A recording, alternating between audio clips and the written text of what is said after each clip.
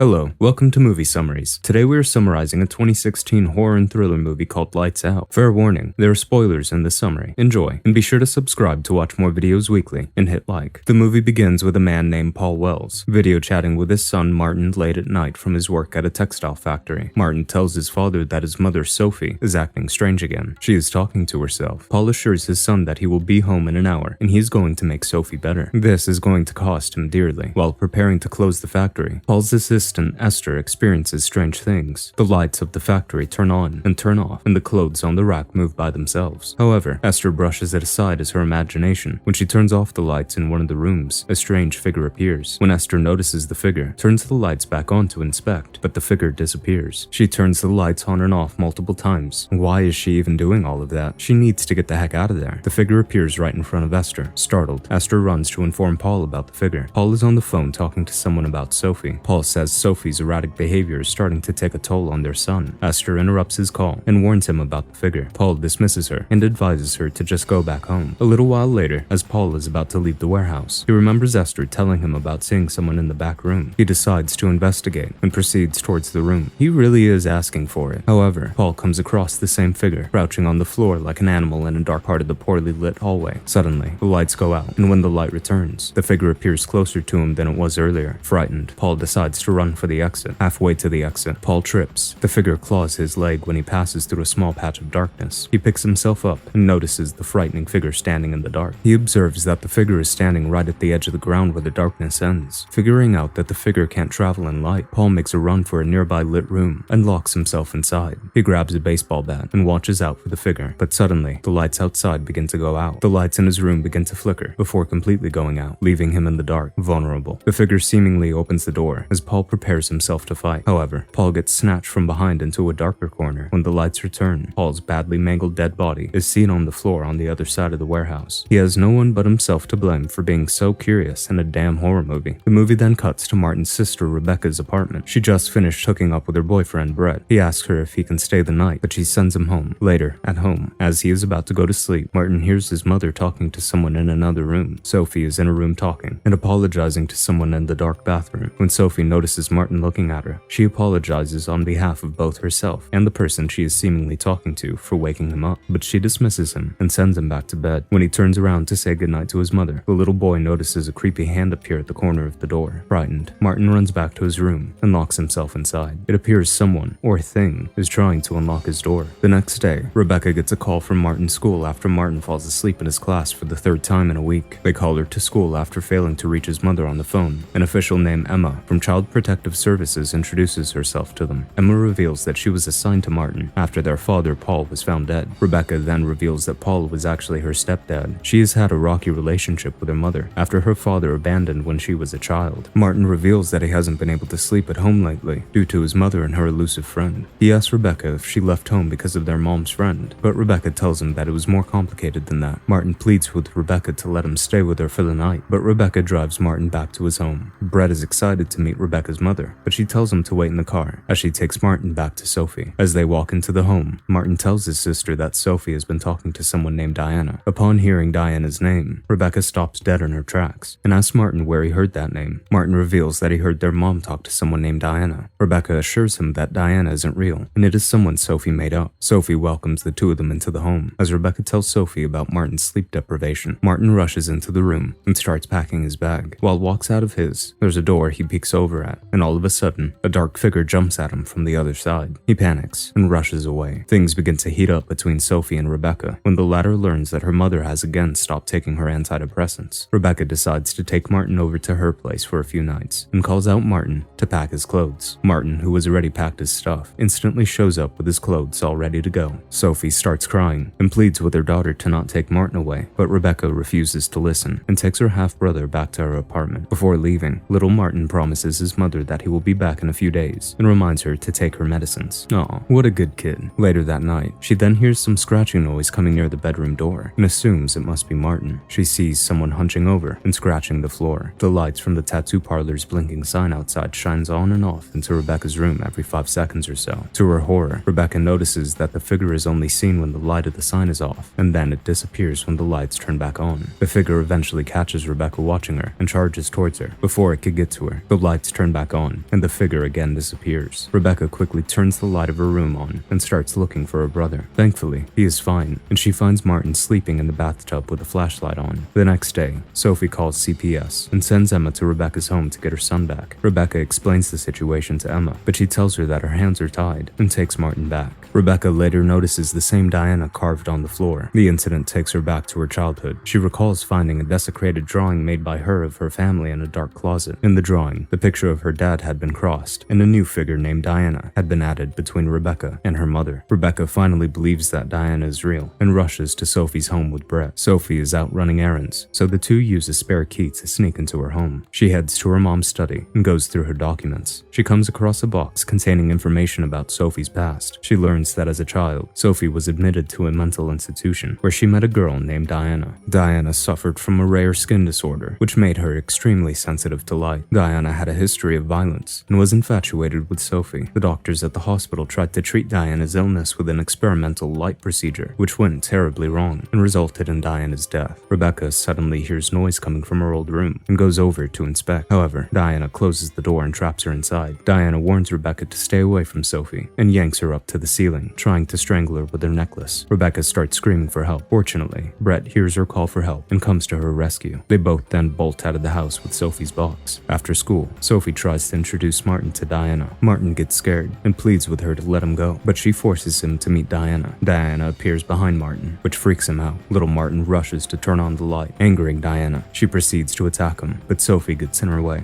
Diana smacks Sophie and proceeds toward Martin, but he manages to turn on the light and run away. Martin goes to Rebecca's place and tells her about Diana. He tries to convince her that Diana is real, having seen Diana herself. Rebecca admits that Diana is real. She also reveals that according to Sophie's documents, Diana can get inside people's heads. She speculates that Diana got into Sophie's head in the mental hospital and made her think they were friends, which is far from the truth, as Diana only comes around when Sophie is at her worst. After Diana tragically died in the hospital, Sophie is the only connection she has to the real world. Rebecca speculates that if they can help their mom get better, that connection can be broken. So, that is why Diana killed Sophie's husband Paul. He was trying to get her better. Suddenly, they hear a knock on the door. Rebecca answers the door, but doesn't find anyone there. They hear Diana's sound passing between the wooden walls leading to the closet. Rebecca nervously inspects the closet, but suddenly, Diana grabs Martin's leg and tries to pull him under the bed. Rebecca quickly grabs her brother and manages to save him. They then head to Sophie's place with Brett. Over dinner, Rebecca tries to convince her that Diana is dead, and she is not her friend, but Sophie refuses to listen. After failing to make Sophie understand, Rebecca asks Martin to come with her. However, he tells her that he can't leave his mom alone despite her flaws. Moreover, he reminds her that no place is safe. Rebecca agrees and decides to stay back with Brett. She sleeps with Martin in his room, while Brett sleeps on the couch in the living room. Before going to bed, Rebecca goes to tell her mother that they are spending the night. Sophie is delighted by the news. Before parting, Sophie slyly slips a note to Rebecca saying, "I need help." Rebecca then looks for her mother's medicines, but fails to find them. Later that night, the lights of the entire block go out. Brett ventures out with a flashlight to inspect, while Rebecca goes into the basement, looking for the fuse box with a wind-up lantern. Martin wakes up to find his elder sister missing. He freaks out and decides to go look for her, carrying a candle with him. He calls out for Rebecca in the hallways. He notices Diana behind. Afraid, he starts to back off, but Diana again appears behind him, startling him. He falls down, and Diana starts dragging him away. However, he holds on to the candle for his dear life and flashes it to fend Diana away. He then heads to the basement, where he finds Rebecca. After failing to make the power turn on, Rebecca realizes that Diana set up a trap. Diana appears and slams the door shut. The two siblings turn to go back upstairs. Brett returns back and hears Rebecca's screams coming from the basement. He proceeds to open the door, but Diana swats the flashlight off his hand and proceeds to attack him. However, he quickly uses the screen light of his phone to scare her away. The screen light turns off after some time, and Diana breaks his phone. Frightened, he runs out, but Diana again attacks him in the dark carport in front of his car. She lifts him up above her head, but Brett turns on his car's headlight with his car keys and manages to escape. He really is determined to survive. Sophie wakes up from the commotion and looks for her children. She calls out to Diana, warning her to back off from her children. Enraged, Diana threatens her. Fed up, Sophie tells the spirit that it needs her more, not the other way around, and proceeds to take her medication. However, Diana appears and smacks her across the room.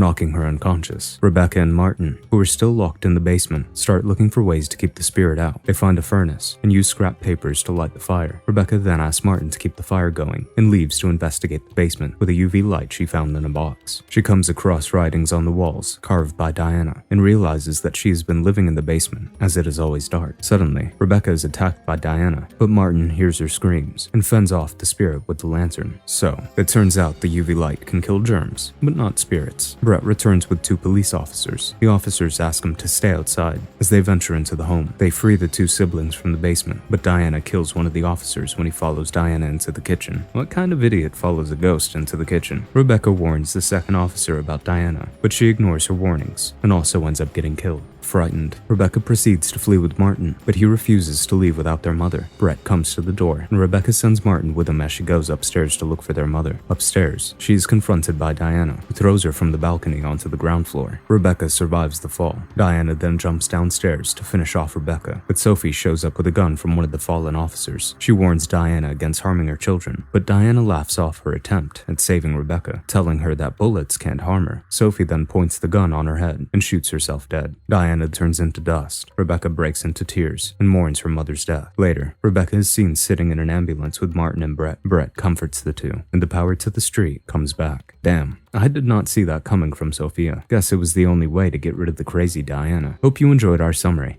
Make sure to like, subscribe, comment, and turn on notifications so you can watch more videos weekly. Thanks.